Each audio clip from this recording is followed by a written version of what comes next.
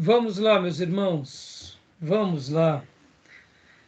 Vamos começar nossa aula, quinta aula de Introdução ao Novo Testamento 2. Hoje vamos trabalhar na Epístola aos Efésios. Já oramos, como é costume. Mais uma vez, graça e paz. Amém. Graças e paz. Boa noite a todos.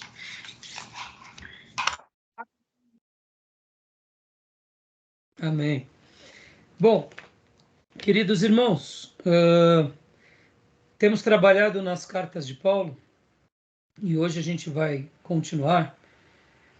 Se der tempo também trabalharemos na carta aos Filipenses. Estamos seguindo uma ordem que de fato é a ordem do livro-texto do nosso querido pastor Enéas Tonini, Janelas para o Novo Testamento. No livro do nosso amado, saudoso pastor Enéas e Marcos Bentes, eles seguem a mesma ordem do Novo Testamento. E no livro-texto também, que eu deixei vocês à vontade de comprarem, que é o livro do Gundry, Panorama do Novo Testamento, a divisão deles é muito legal, porque eles fazem algumas divisões bem curiosas. Eles mudam um pouco a abordagem. Eles não seguem a ordem que está na Bíblia. Eles seguem a ordem, por exemplo, as primeiras cartas de Paulo, e aí eles vão trabalhar nas cartas de Gálatas, 1ª e 2ª Tessalonicenses, que são as cartas que deduzimos serem as primeiras. Logo na sequência, ele vai para as cartas mais importantes de Paulo, que é 1ª e 2ª Coríntios e Romanos. Olha que interessante. E depois ele vem às cartas de Paulo escritas na prisão, que é Filemão, Colossenses, Efésios e Filipenses. E eu achei bem interessante essa divisão dele, porque é uma abordagem por tópicos. E por último, as cartas pastorais de Paulo. Então, eu gostei bastante da divisão do Gundry, porque ele cria esses blocos, e esses blocos identificam um período. Nós estamos seguindo o modelo do pastor Enéas. No entanto, a divisão que o Gundry faz, ela acaba sendo, na minha opinião, mais interessante, porque nós pontuamos as cartas de Paulo pela cronologia. E isso é legal. Então, hoje nós estaremos falando sobre a carta aos Efésios. Já falamos de Romanos, 1ª e 2ª Coríntios. Falamos de Gálatas. E agora, hoje, vamos para Efésios, tá bom? Graças a paz, Gil.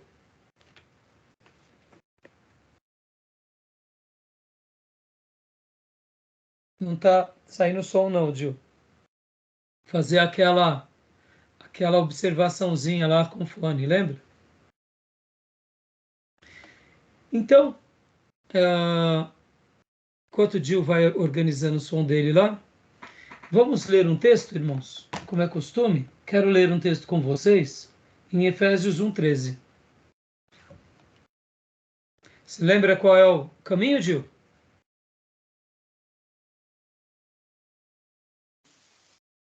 Vai.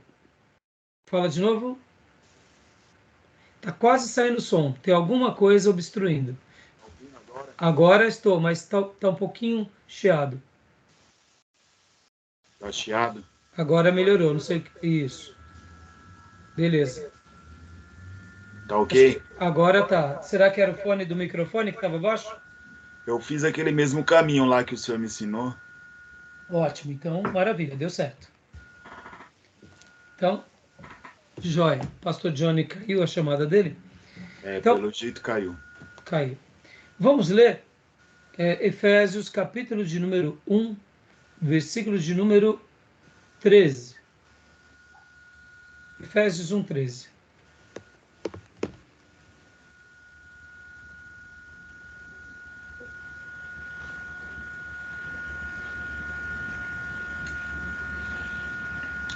Ok, pastor. Pode ler para nós, irmão. Bendito seja o Deus e Pai de nosso Senhor Jesus Cristo, que nos abençoou com todas as bênçãos espirituais nas regiões celestiais em Cristo. Você está lendo Efésios 1:13? 1:13, né? Eu entendi 3. 13. Pronto, 13 aqui. Vamos lá. Efésios 1:13. Nele, igualmente vós, tendo ouvido a palavra da verdade, o evangelho da vossa salvação, e nele também crido, fostes selados com o Espírito Santo da promessa. Dá uma pausa aí. Olha que interessante. Por meio de ouvir a palavra e crer na palavra de Deus, que na realidade o próprio apóstolo Paulo já demonstra que crer nessa palavra, crer nessa mensagem é crer em Cristo. Acontece algo interessante. Nós somos selados pelo Espírito Santo. E agora leia o 14, por favor. Que é a garantia da nossa herança, para a redenção da propriedade de Deus, para o louvor da sua glória. Glória a Deus.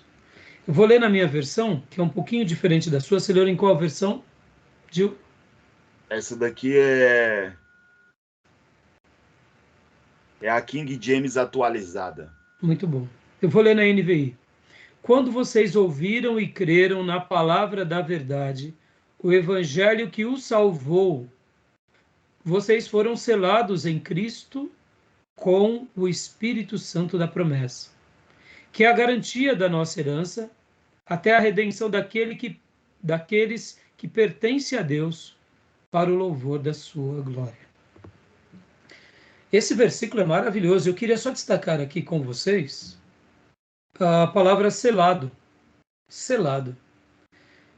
Perceba que a pregação do Evangelho, crer no Evangelho, que é igual a crer em Cristo, que é igual a ser selado com o Espírito Santo em Cristo, que se torna uma garantia de redenção, de que pertencemos a Deus.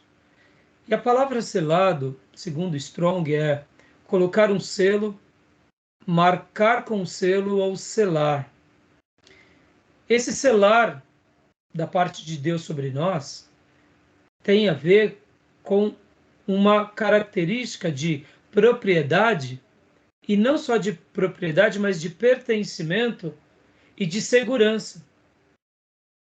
Nós somos selados, e de uma forma bem simples, mas fazendo uma aplicação e uma correspondência com uma carta selada, nós pertencemos a alguém. Tem um remetente, tem um destinatário.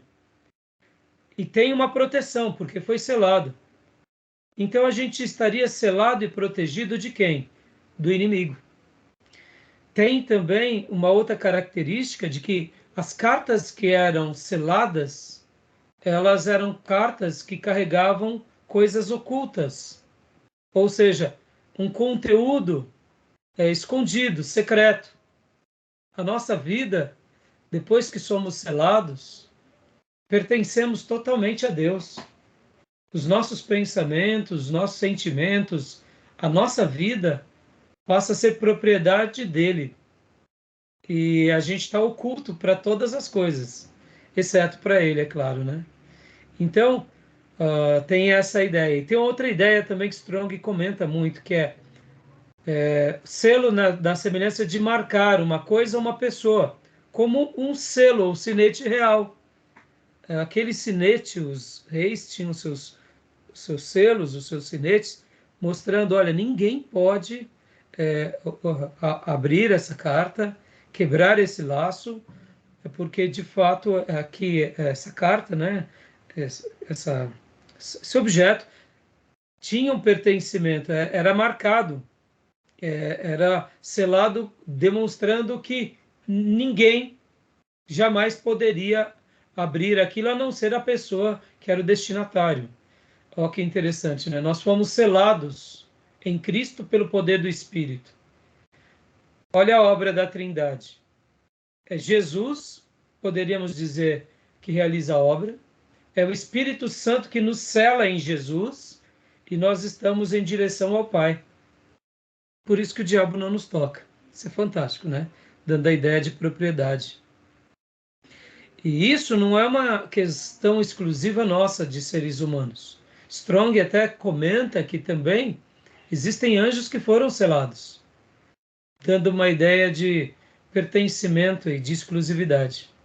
E o selo também pode ser algo como provar, confirmar, atestar, algo autêntico, para que, por meio daquela autenticidade, não fosse colocada dúvida sobre aquele documento que foi escrito, porque aquele documento escrito, selado, recebe mais ou menos a mesma importância do que aquilo que acontece hoje quando registramos um documento no cartório.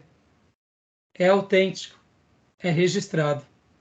Então, para nós hoje, uma escritura registrada em cartório, que tem ali os nomes dos proprietários daquela negociação, atesta que aquele terreno está naquele registro e que foi ratificado por aquelas pessoas que dão testemunho e provam que é verdade. O selo tem a ver com isso. O selo de Deus em nós, por meio do Espírito Santo, em Jesus, porque cremos no Evangelho dele, dá esse significado de um documento válido, atestado, seguro, confiável. Paulo estava escrevendo para essa igreja e já começa assim essa carta. É extraordinário, não? Tá bom? Deixo aqui essa breve reflexão, porque esse texto é especial. E também quero aproveitar e quero comentar algo aqui para vocês. Estava no meu primeiro ano de seminário, ou melhor, início do segundo ano de seminário. E nos meus dias de seminário, o seminário da Igreja Batista do Povo, que sediava o STBN naqueles dias, a biblioteca não era muito maior do que o meu escritório. Dava um escritório e meio desse, no máximo 2. Ou seja, para vocês verem, quando Deus quer fazer uma obra especial, basta ter homens de Deus que tenham visão, né? O pastor Enéas Tonini começou o seminário na igreja dele, ou melhor, começou um tempo atrás, se não me falha a memória, na Barra Funda. Pouco tempo depois, ele levou o seminário teológico para a igreja dele. E uma das salas da igreja dele era a biblioteca. E a maioria dos livros que estavam lá eram doações, inclusive do pastor Enéas Tonini. Por que eu estou falando isso? Comparado ao seminário atual, o STBnet hoje, a biblioteca lá é bem grande, muitos exemplares. Então, eu estava lá, isso na década de 90, cheguei um pouco mais cedo, estava estudando, e tinha um aluno do terceiro, quarto ano, que ele começou a ler aqui o texto de Efésios, capítulo de número 1, versículo de número 4. Leia para nós, pastor Johnny, 1:4 de Efésios. E eu quero comentar isso rapidamente com vocês. 1:4. Porque Deus nos escolheu nele, antes da criação do mundo, para sermos santos e irrepreensíveis em sua presença. Pode ler o 5 também. Em amor, nos predestinou para sermos adotados como filhos por meio de Jesus Cristo, conforme o bom propósito da sua vontade. E então, nós estávamos ali estudando, como toda a biblioteca, mesmo sendo pequena, nós cumprimentávamos uns aos outros e íamos para o estudo. E de repente esse aluno do quarto ano chegou e disse assim: não é possível. Não é possível. Esse versículo aqui de Paulo, no capítulo 1, versículo 4 e 5, não é possível. Porque Deus nos escolheu nele antes da criação do mundo para sermos santos e irrepreensíveis em sua presença. Em amor nos predestinou para sermos adotados como filhos por meio de Jesus Cristo. Não é possível. Paulo, aí ele disse assim, tinham vários alunos, a maioria era primeiro, segundo anista, como eu, eles já eram um aluno do quarto ano, bacharel, né? Falei assim, Paulo bebeu um vinho a mais aqui. Não é possível. Ele escreveu uma bobeira. Que negócio é esse de predestinação, de eleição? Não é? Como pode isso? E começou a fazer pergunta para nós. E eu lembro que eu pensei comigo, aqui complicou, hein? Mas Paulo também ter bebido um vinho a mais complicou mais ainda. Falei, eu não vou argumentar com o irmão porque ele é quartanista. Ele já é um ministro de música exímio. Ele cantava durante os cultos no intervalo do seminário. Ele tinha um protagonismo no seminário. Eu falei, pelo amor de Deus. Ele era parente do pastor Ernesto Anini, para piorar, entendeu? E aí eu, segundo anista ali, se eu não me engano, eu estava no segundo ano já. Ou era começo do primeiro ano. Fiquei quieto, não respondi, não gostei da afirmação. Mas na realidade, quem bebeu um vinho a mais antes de dizer isso foi ele, tá? Porque Paulo não falou nada de mais nem nada de menos do que ele fala nas cartas. Paulo cita isso de forma exuberante em Romanos. Eu deduzo que o meu irmão, ele era um arminiano convicto. Então, quando você é um arminiano convicto, sem estudar as correntes, você só pende para um lado, né? Eu, naqueles dias, confesso para vocês que também só tinha uma visão arminiana, porque tudo quanto eu lia sobre essa questão da predestinação e da eleição, todos os livros que eu lia eram arminianos, então logo eu tinha uma formação arminiana. Mas o que me chocou foi ele dizer que Paulo tomou um vinho a mais para escrever uma carta bíblica. E isso foi uma heresia.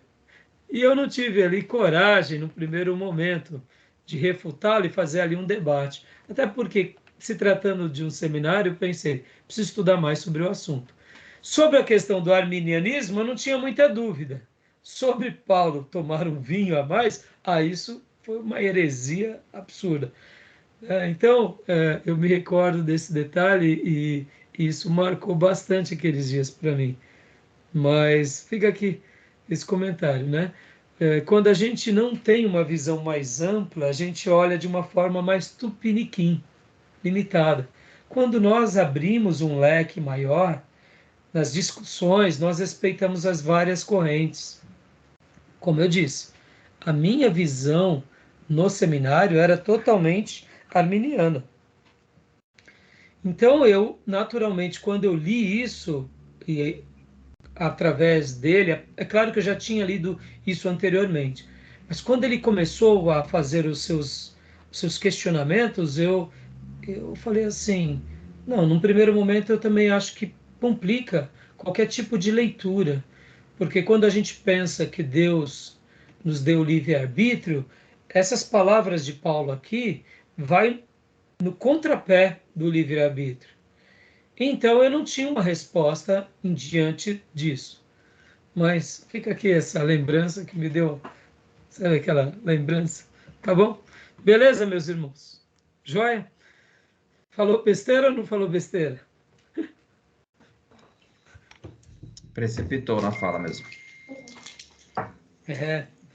Estudou um pouquinho a mais, se sente seguro de questionar Paulo, né? Olha o perigo, né? A gente começa a nadar um pouquinho mais nas águas da teologia, a gente sente que já sabe de tudo. Na realidade, a gente sabe de nada, né, irmãos? Como eu disse para vocês, irmãos, quando foi o meu choque com relação à doutrina arminiana? O meu choque com relação à doutrina arminiana foi depois da minha saída do seminário.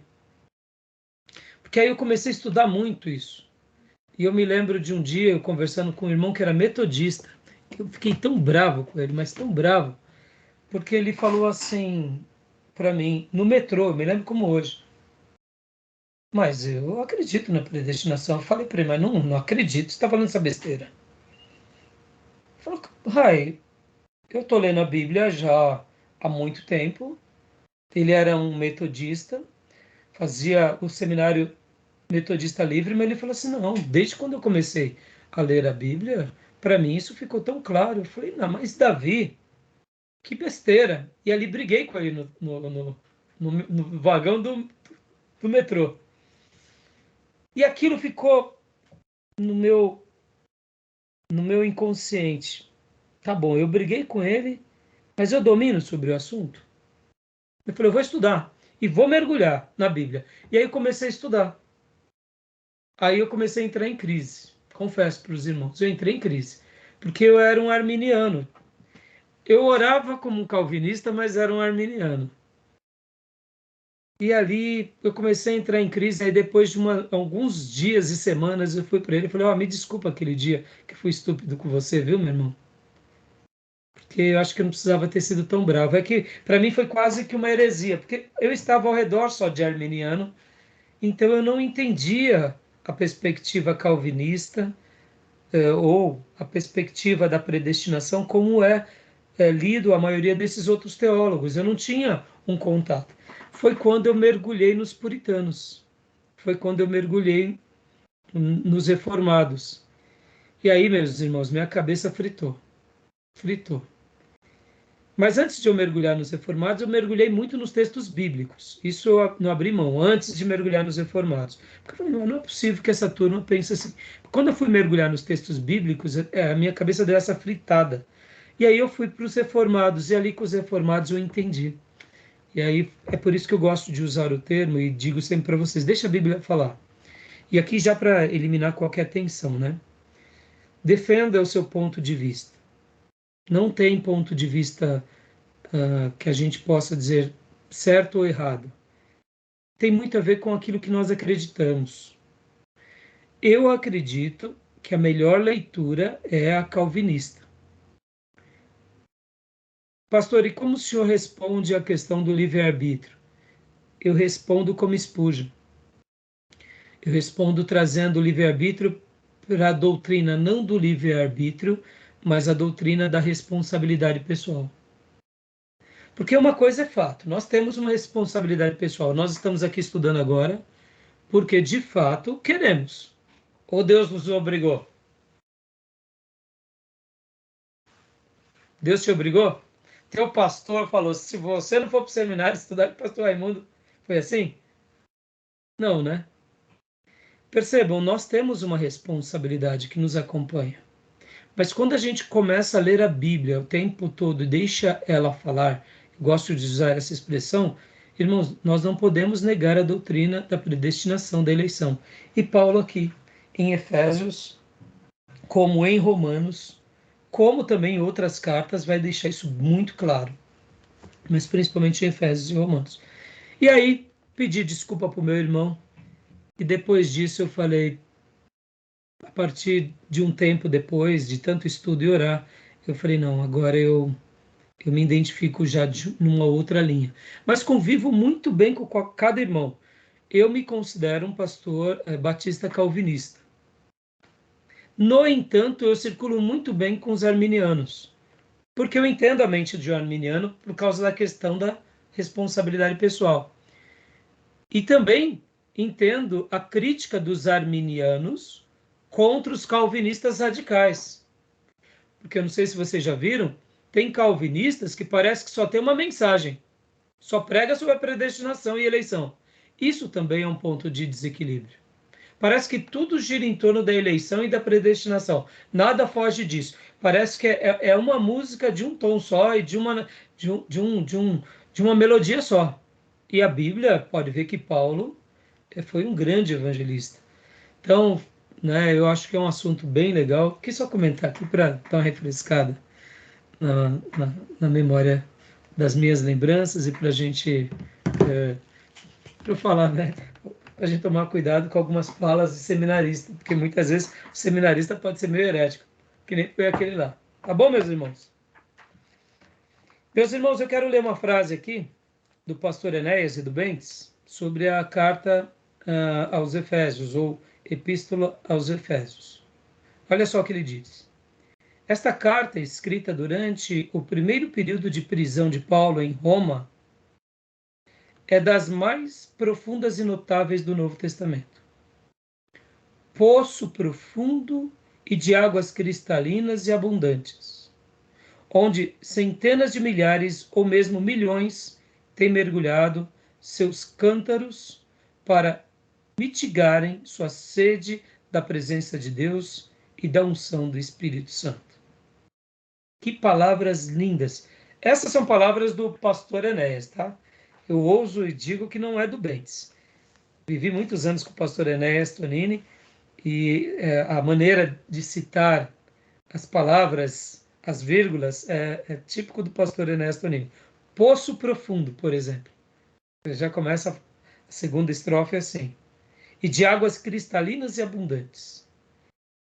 Então, eu acredito nisso. A carta aos Efésios é uma carta com um teor espiritual tão grande quanto Romanos.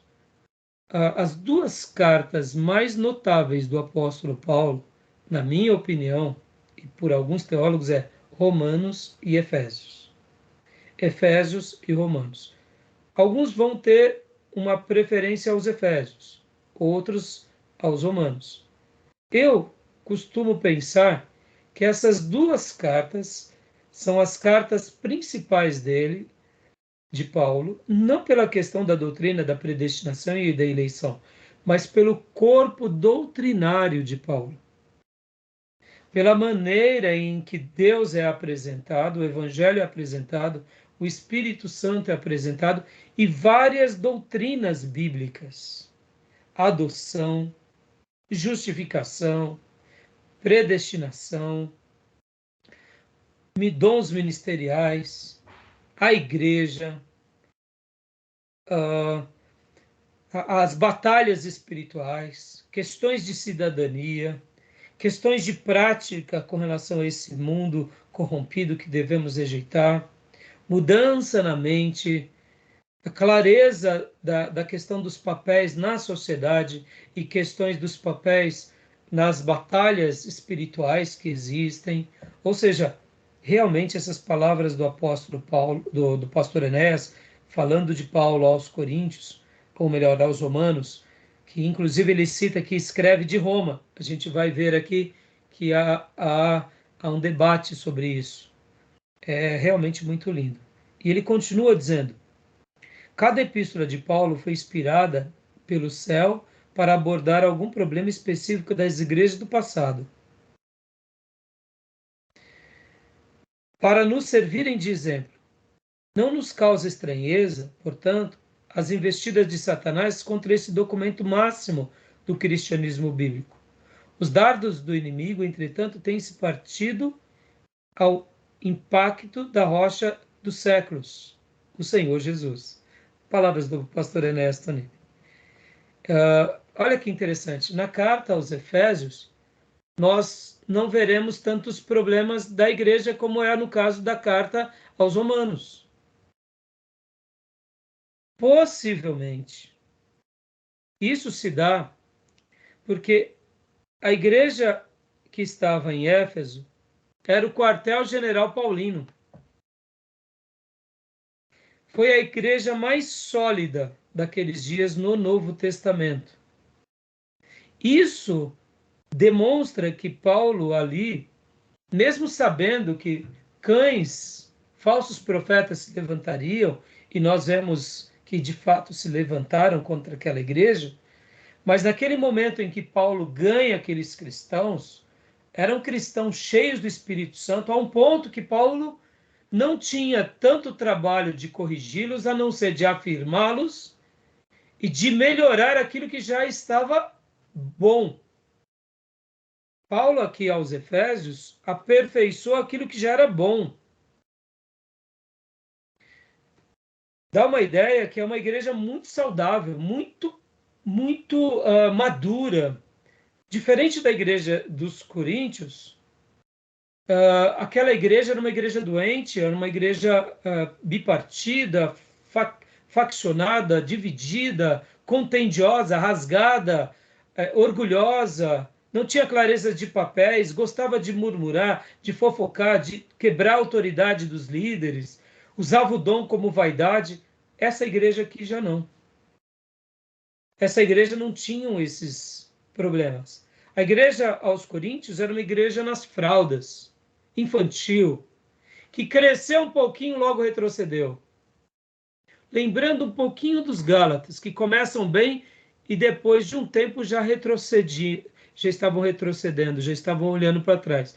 Lembram que na última aula era típico dos gauleses que eles não tinham essa consistência. Então, quem sabe isso estava dentro da característica deles. Já os efésios, não. Os efésios, eles realmente foram muito dedicados. Agora, quando Paulo lá em Atos fala para que eles vigiem, porque lobos se levantariam contra essa igreja, ali era uma profecia. Ou quem sabe Paulo já via algumas pessoas perigosas também. Paulo já sentia no seu espírito, ó, tem gente ali que é perigosa, mas como muitas vezes, se Deus não mostra claramente, a gente só chega a uma dedução, nós vemos que essa igreja que foi o quartel-general paulino, e por que eu falo quartel-general paulino? Olha que interessante. Logo depois da morte de Paulo, possivelmente quem foi pastorear essa igreja foi Timóteo. Logo depois de Timóteo, quem foi pastorear essa igreja foi João. Pensa nisso, irmãos. Paulo, o grande apóstolo, pastoreando essa igreja. Depois vem o seu principal pastor, que é Timóteo. Depois vem outro apóstolo, que é João. E depois vem o discípulo de João, que é Policarpo. E aí, tá bom de pastor essa igreja ou não? Pelo amor de Deus, só chapelão, né? Não tinha ali é só pastor forte que marcou a história, que foi discípulo de gente grande ou apóstolo principal.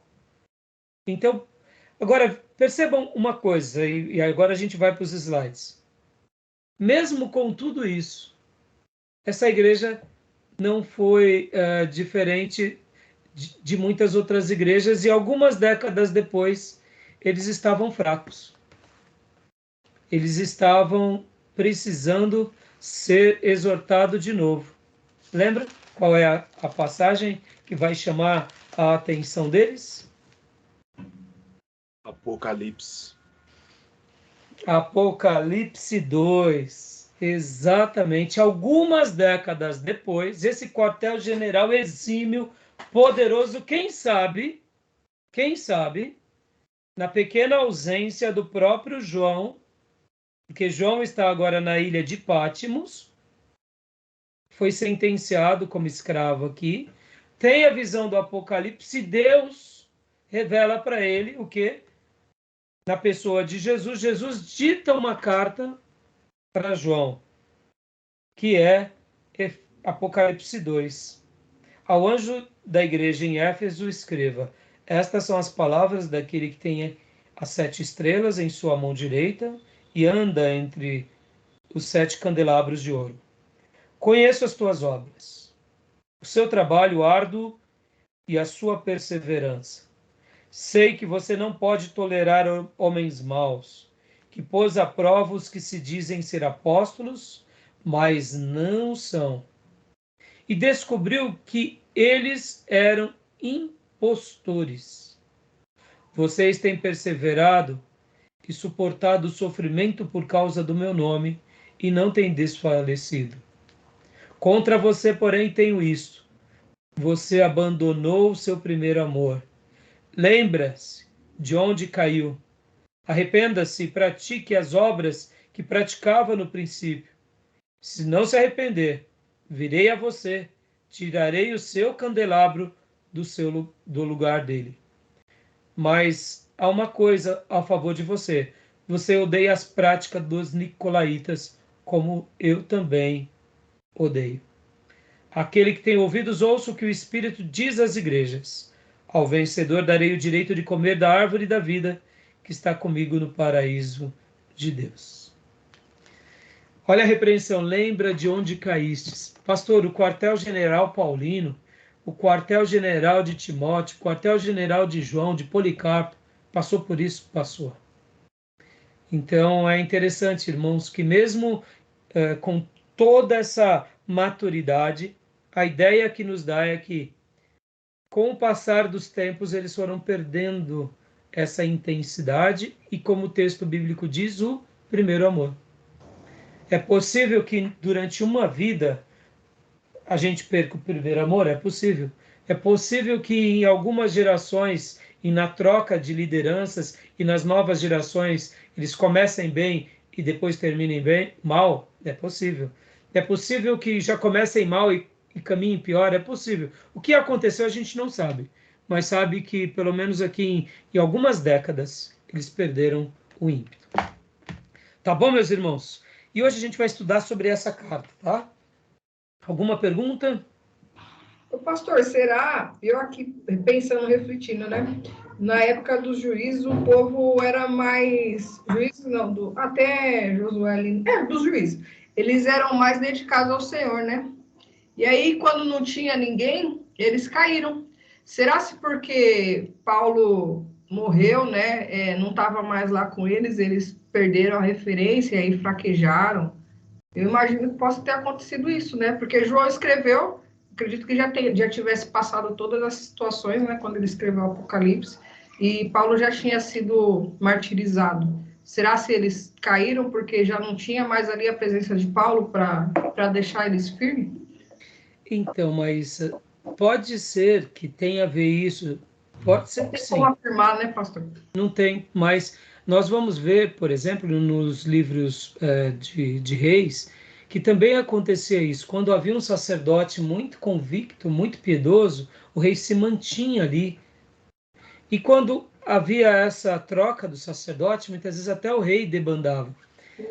Pastor, então quer dizer que as pessoas elas dependiam do líder? Tem vezes, mas isso aqui parece bobeira, mas a impressão que dá é que também em alguns períodos isso pode vir a acontecer. Pode. Que a pessoa, ou líder, ou aquela pessoa influente, no momento que ela não está mais, os demais avacalham. Eu, particularmente, eu sei que isso é um pouco difícil de admitirmos, mas é possível, é bem possível. Agora, perceba que João estava preso em Patmos por causa do Evangelho, ou seja, ele era um exemplo de piedade, né? Sim. Porque, como fala lá também que eles deixaram o primeiro amor, né? Não é que eles esfriaram, né? Na verdade. Esfriaram, exatamente. Agora, será que também foi a perseguição? Já que João foi também e foi preso, será que eles também estavam dizendo, poxa vida, é só chumbo grosso? Sim, o cansaço, né? Ah, pelo amor de Deus, quanto mais eu, que nem diz o católico, quanto mais eu rezo, aparece mais assombração, né? Com nós crentes. Quantas mais ora, aparece mais demônio. Então, é possível, irmãos. Uma coisa eu sei, Maísa, é por isso que a Bíblia ela deve ser aplicada para nós e a gente tem que fazer uma aplicação sempre muito criteriosa em cada período, porque isso vale até para nós. Tem vezes que nós temos mais vigor por causa da idade, tem vezes que a gente tem menos vigor porque ou envelhecemos ou ficamos doentes.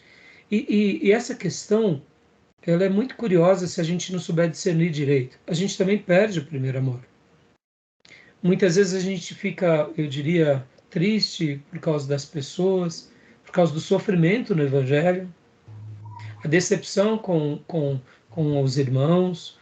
Tem pessoas que sabem administrar isso bem, tem pessoas que não sabem. A decepção com a liderança. Aqui só retrata uma coisa. Somos seres humanos e precisamos tomar cuidado. Verdade. Né? Tá bom? Joia, gente. Vamos lá, então, aos nossos slides. Vamos correr. Mais alguma pergunta, meus irmãos? Mais alguma fala? Gil, Pastor Johnny? O paralelo que o senhor fez a respeito dos irmãos da igreja de Corinto com os irmãos de Éfeso no começo. Eu acho muito curioso, né? Porque é o mesmo apóstolo, certamente a mesma mensagem, mas ouvidos diferentes e comportamentos diferentes, né? São irmãos piedosos, como o senhor mesmo mencionou, na igreja de Éfeso, atuante, intensa, e Corinto uma igreja problemática pra caramba. Isso me deixa assim, porque não muda também, né? A gente olha hoje, dentro da igreja, a gente também percebe isso, né? É o mesmo sermão, a mesma posição e pessoas que parece que ouvem de uma forma muito distorcida aquilo que está vindo de cima. Enfim, corações, eu acredito, né? Acho que o resumo aqui é... Bom comentário, pastor. Sabe por quê, pastor? Tem hora que a gente precisa ter essa leitura. É o mesmo apóstolo, na mesma época, com milagres poderosos, com uma vida exemplar, povos totalmente diferentes. Igrejas totalmente diferentes, né? Parece que eram épocas diferentes, né? Primeiro século, segundo século, terceiro século. Não, não. Tudo primeiros anos da igreja. Diferença de alguns anos. Então, isso também é bom você ter falado, porque como Paulo reagia com esses grupos que ele gerava? Então, ele não se frustrava porque o povo de Corinto era mais rebelde do que o povo de Éfeso. Ele sabia o que ele era. Percebe que aqui são várias avaliações. É uma avaliação, é o Evangelho, é a semente de Deus. Essa semente é perfeita, ela não falha. Agora, e os terrenos? São vários terrenos. Boa. Tá bom, mas o terreno frutificou. Mas ali no primeiro terreno, que é Coríntios, frutificou, mas não saiu das fraldas, né? Agora Éfeso, cresceu, saudável, e depois perdeu o primeiro amor, mas aí já entra numa outra fase. Mas vamos pensar, como Paulo reagia? Vou dar um exemplo bem claro. O clima do seminário. Irmãos, esse clima aqui é extraordinário. Quando a gente começa a mergulhar, a gente não quer sair nunca mais. Por isso que um verdadeiro seminarista, ele se apaixona pelo ambiente, ele nunca mais quer parar de estudar. Seja nesse, seja no outro seminário, seja, ele sempre vai tentar se identificar com um grupo que quer mergulhar mais fundo na palavra, porque é diferente. Pode ver que a nossa percepção espiritual na classe, isso vale aqui para a classe online e vale para a igreja também quando é presencial. Um seminário tem um clima de espiritualidade mais profundo. Eu me lembro quando o Júnior começou aqui a nossa turma, ele falou, pastor, precisamos de fazer esse seminário crescer. Eu falei, calma, Júnior, calma, não tenha pressa. Eu queria ter 300 alunos, tá, irmãos? Só para deixar vocês bem tranquilos. Eu estou dando aula de manhã, de tarde, de noite. Meu, eu vou me virar nos 30 para poder atender. É claro, eu sei que eu tenho um limite também. Hoje eu falei 300 aqui para mostrar o seguinte, que se Deus mandar, pode mandar 3.000, a gente vai dar um jeito, que se Ele mandou, Ele vai capacitar. Agora eu falava para o Júnior, não, Júnior, fica tranquilo. A gente não precisa ter muitas pessoas. Porque muitas vezes temos muitas pessoas que desarmonizam a classe. Porque elas não estão na mesma proposta espiritual. Elas estão numa proposta, quem sabe, de vaidade. Então, sempre o irmão está quebrando o ritmo da classe e o professor fica sempre truncado. Na hora que vai trocar a marcha, engasga. E pode ver, uma classe espirituosa é diferente. Uma classe que as pessoas podem até ser mais... São vários níveis de espiritualidade, porque é obreiro, é novo convertido, não sei o que e tal, é pastor, é missionário, mas quando as pessoas estão entregues, pode ser uma classe de 1, de 3, de 5, é diferente. Então percebe que o clima da classe no seminário é diferente de uma escola bíblica, que é diferente da igreja, que essa igreja é diferente daquela, que esse grupo familiar é diferente daquele. Essa percepção a gente tem que ter, porque senão muitas vezes a gente acha que a culpa das pessoas estarem na fralda é nossa. Porque é isso que as pessoas tentam nos dizer. Porque eles tentam colocar, se você fosse mais espirituoso, pastor, você não faria crescer mais. E a questão não somos nós. Nós não somos o Evangelho. Pregamos o Evangelho. Isso é muito forte. A semente é de Deus. Nós só lançamos a semente. Nós não somos a semente. O fato de vocês crescerem e se tornarem ministros exímios vai ser de vocês dando ouvido ao Espírito Santo, assim como cada ovelha na igreja.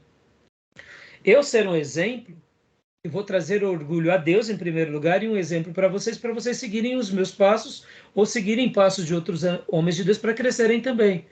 Mas eu não sou o que gera em vocês, quem gera é o Espírito Santo, vocês se rendendo a Ele.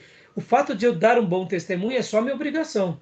Se eu dou um mau testemunho, aí eu maculo, como servo de Deus, aquilo que eu deveria fazer. Por isso que a gente não pode dar mau testemunho. Mas a gente tem hora que acha que a transformação nos outros será nossa, e não é. E nisso Paulo era muito resolvido. Paulo era muito resolvido de repreender, mandar para Satanás um cristão, repreender a igreja, escrever várias cartas e se comunicar de forma espiritual aos irmãos de Roma e de Éfeso, porque eles eram espirituais. Então a gente tem que ser muito resolvido, a gente tem que saber o que nós somos. E aqui fica uma dica também. Lembrem-se disso, que um ministério na vida de um ministro, de um pastor, um evangelista, um obreiro piedoso, é longeva. E durante esse período a gente vai ter vários grupos sobre o nosso cuidado. Ora, grupos mais piedosos, mais crentes, ora, grupos mais mundanos mesmo, que vão ser atribulados. E a gente tem que ser firme do quê? De pegar esses atribulados e falar, não, é aqui, ó. E esses que já são espirituosos, a gente fala, isso, irmão, vamos continuar. Porque tem vezes que parece que a gente está errando porque entrou um monte de carnal egoísta. Não, irmãos, por isso que saber discernir. Agora, perceba, o meio nos envolve. É claro que a gente tenta agradar as pessoas. No meio dos carnais, se a gente não tomar cuidado, quando vai ver, a gente já está meio carnal também. Entendeu? Porque a gente acaba, tem hora que sendo envolvido. Lembra Pedro aos Gálatas? Se envolveu com os judaizantes? Se Pedro se deixou levar, quem dera a gente. Entendeu, irmãos? E isso é legal, viu, pastor? Essa clareza é importante. E uma última coisa, pastor. Tem vezes que a gente vai malhar a ferro frio num lugar durante muitos anos, porque aquela comunidade não entende a nossa mensagem. E aí Deus te tira daquela comunidade e põe numa outra comunidade. Igreja, me refiro a comunidade, igreja local. E ali você tem uma explosão. Aí você fala, tá vendo? Aqueles irmãos, tudo tranqueira. Não, não é não. É porque a sua linguagem não coaduna com a linguagem daquele grupo. Aquele grupo, não é que eles são mundanos, muitas vezes eles são mais simples, são mais operários, e precisa de um pastor operário e simples. Aí você que tem uma reflexão mais teológica, vai para um grupo mais que gosta de pensar, de refletir, a gente pensa, tá vendo? Aqui tem crente verdade. Não, não, é que esse grupo é mais erudito. E você vai se combinar melhor. Vamos pegar um outro exemplo? Muitas vezes você vai para pastorear uma igreja onde são de empreendedores. Você é um pastor empreendedor. Pronto. Casou. Você vai fazer um projeto, tudo acontece, porque é um grupo de empreendedores. Ali é uma comunidade de empreendedores. No outro grupo, são de pessoas mais simples, mais piedosas, mas tudo que é de empreendedores, não quero responsabilidade, mas chama para um culto de oração, vigília, a igreja está cheia, o fogo cai. Pastor, é o quê? Porque por isso que eles são simples e pobres. Não, irmãos, é o jeito deles. De repente eles ficam até ricos, mas esse jeitozinho simples mesmo. Vai ficar rico lá montando mercado, sabe, coisa assim? A gente não explica, tem coisa que não explica. Estou falando isso, irmãos, porque acontece bastante isso. Muitas vezes a gente está malhando a ferro frio com algumas coisas, porque Deus não nos quer ali. E tem vezes que Deus nos quer. Quer ver um exemplo de malhar ferro frio? Moisés. Moisés não malhou um ferro frio durante 40 anos? Moisés desistiu? Não. Esse era o propósito de Deus na vida dele. Tem vezes que a nossa vida... Por isso que é importante a gente saber o que Deus tem para nós. Porque Moisés, ali no deserto, ele foi treinado para se tornar um profeta extraordinário. E hoje a gente olha para ele como um profeta extraordinário.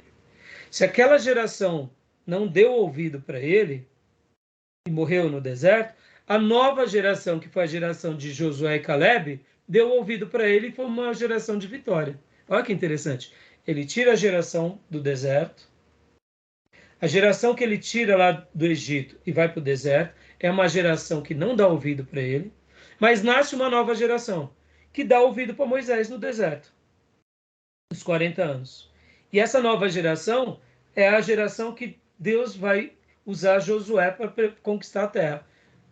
Ou seja, é o mesmo Moisés com dois povos. Se a gente tem um olhar pequeno, a gente para de fazer a obra. Falar, essa geração está dando trabalho. Muitas vezes essa geração está nos dando trabalho, mas Deus vai dar novos frutos extraordinários daqui a 10 anos. Está entendendo? Pastor, eu não estou aguentando mais essa igreja. Calma, irmão. Continua malhando seu trigo. Daqui a 10 anos, 20 anos, vai nascer uma nova geração. E essa nova geração que você vai ganhar a cidade. Pai, pastor, me explica. Não sei como que acontece. Só sei do seguinte, a gente tem que malhar o nosso trigo, tá bom? Beleza, meus irmãos? Vamos lá? Então vamos lá aqui para compartilhar agora aqui. Mais alguma pergunta? Mais alguma fala? Acabamos discorrendo bastante, né? Saímos um pouco do assunto. Ô, pastor, nos slides, Hum. será que teria algum mapa de Efésios, assim, só para... Tem. A Legal. gente vai ver, tá bom? Então vamos lá. Vamos por aqui agora. Deixa eu pôr aqui.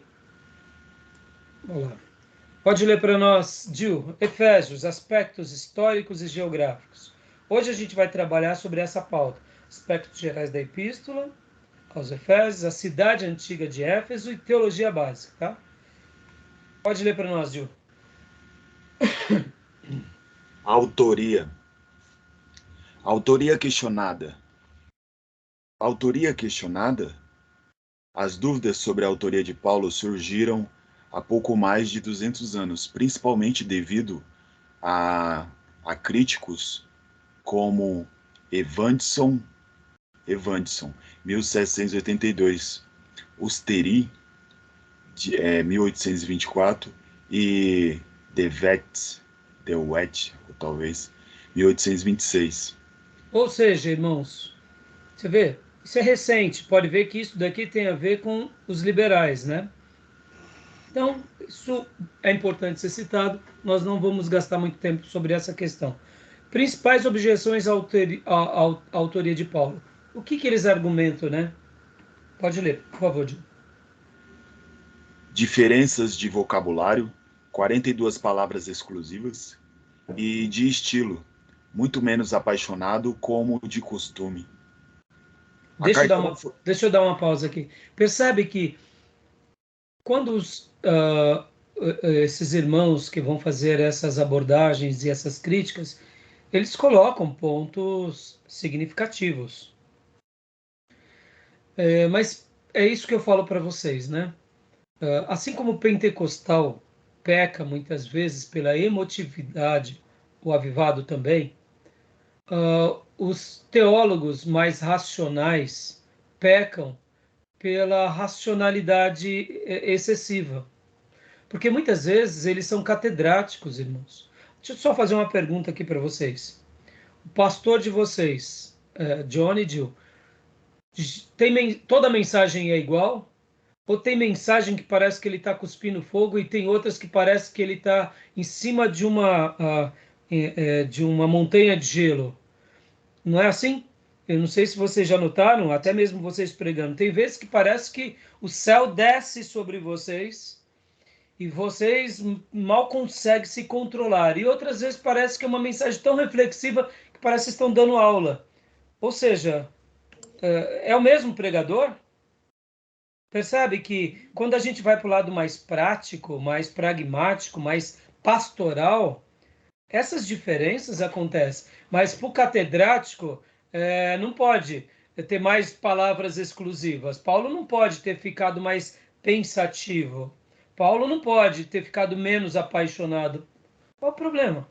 Percebe que são discussões válidas, mas que acabam tendo refutações como essa que eu acabo de fazer. Não tem muito sentido, entendeu? Mas assim, consideramos, ouvimos, lemos e contra-argumentamos. É aquilo que eu já disse, a teologia liberal ela cria um desserviço, e esses irmãos criam um desserviço, porque na hora que a gente questiona a autoridade de Paulo, então quem foi que escreveu Efésios? Então a gente já vai ver, já, que Paulo escreve aos Efésios, porque ele se cita, ele se inclui. Logo, então, não era Paulo, era um discípulo. Logo, era alguém querendo falar em nome de Paulo. Logo, pode ter sido um impostor. Ou seja, olha as dúvidas que gera no coração da igreja. Ah, pastor, mas isso são discussões teológicas. Irmão, mas toda discussão teológica chega na igreja, né? Se não chegasse, a teologia liberal ficaria só nos seminários, e não fica, né? Então, percebam como eles fazem um desserviço em nome da intelectualidade. A maioria dos teólogos liberais, eles não foram e não são pastores piedosos. São pastores catedráticos. são amantes da teologia ou do estudo. São pastores que gostam demais de ficar estudando, mas não tem cheiro de ovelha. E aqui fica uma crítica, né? Paulo, ele sobretudo era um teólogo, mas ele era um pastor, como cada apóstolo. E aqui fica uma diferença muito grande entre o que pensa, aquele que ensina, e aquele que pastoreia na sua essência. Né? Só fazendo uma crítica aqui, tá bom? Querem fazer algum comentário? Não. Tranquilo? Tranquilo, pastor. Joia. Então, vamos lá. Deixa eu só, antes que o senhor dê continuidade, quando aqui foi mencionadas as principais objeções, uma delas é que não foi escrito especificamente para a igreja. Mas, acho que no verso 3 do próprio capítulo 1, ele... Claro. assim, bom, enfim, né? Acho que o senhor entendeu. Não, exato. Mas eles são argumentos que caem por terra quando a gente vai ver, né, pastor? Porque, claro que foi escrito à igreja. E não deixa de ser escrito à igreja. Sim. E tá bom, e se fosse uma comunidade, se fosse uma pessoa que nem Lucas... Desculpem. Lucas escreve a Teófilo. Então quer dizer que vai perder a validade do evangelho porque ele escreveu a uma pessoa? E Atos? Foi escrito a uma pessoa. Ou seja, perceba o quanto são de serviços, né? Entendeu? Pode ler, pastor, irmão Gil, a continuação aqui, até o que o pastor Júnior acabou de expressar, né? Segundo ponto. A carta não foi escrita para uma igreja específica, como é o costume de Paulo. Terceiro ponto. Os ensinos apresentados na carta contêm diferenças com os paralelos de Paulo com outras epístolas. Pouca escatologia, a questão dos dons espirituais é diferente do de Coríntios, a questão da descida ao Hades, capítulo 4, versículo 8 ao 10, é exclusiva. O autor revela, quarto ponto, o autor revela com o pensamento helênico. Fluência, né? O autor revela fluência com o pensamento helênico. Isso. Olha só, então é o que eu acabei de dizer, irmãos, esses tipos de argumentos não se sustentam. Irmão, é o seguinte, nós precisamos ser teólogos piedosos, que ouvimos tudo e retemos o que é bom, e contra-argumentamos com todos. Tudo bem, quer ser um liberal, quer dizer que não é Paulo? Fique à vontade. Eu, particularmente, acho que isso não são evidências que se sustentem adequadamente. O versículo 1, como o pastor Johnny disse, aos santos e fiéis em Cristo Jesus que estão em Éfeso. O que é isso, senão uma comunidade? Não tem muito nexo. Então, assim, tem pouca escatologia. Pera lá. Tem pouca escatologia? Então, Filemão tinha que ter escatologia? As cartas pastorais tinham que ter escatologia? Elas têm. Tito, não me recordo totalmente, mas não me lembro muito, mas Tito aborda pouca coisa. Espera aí. Então, percebe? Irmãos, tem poucas críticas à igreja. Eu acabei de dizer. Vamos pegar a carta aos Filipenses. A carta aos Filipenses é uma carta totalmente diferente de Efésios, não tem nada a ver. O que tem de escatologia em Filipenses? Puxa, pouquíssimas coisas. É uma abordagem totalmente exclusiva.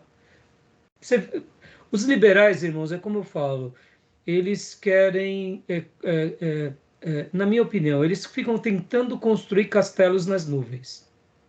Mais cedo ou mais tarde, tudo cai, entendeu? Tá bom? Não se sustenta. Beleza? Vamos lá. E agora, bom, vamos dar uma pausa, já deu 1 hora. E aí a gente continua. Mais alguma dúvida a partir daí? Tudo bem? Nenhuma dúvida? Tranquilo? Tranquilo. Então vou parar a gravação, tá bom, meus irmãos? Beleza.